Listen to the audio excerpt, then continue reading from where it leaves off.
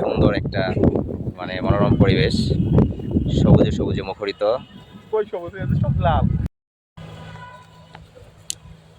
Hello everyone, কি অবস্থা সবার? আশা করি সবাই ভালো আছেন। আমরা এখন আছি নেত্রকোনা কৃষি গবেষণা কেন্দ্রতে।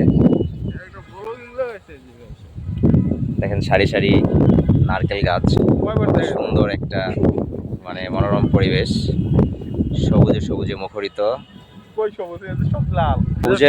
সবুজের মাঝে লাল না? দেখেন বেশিরভাগ অংশটা ধান কাটা হয়ে গেছে।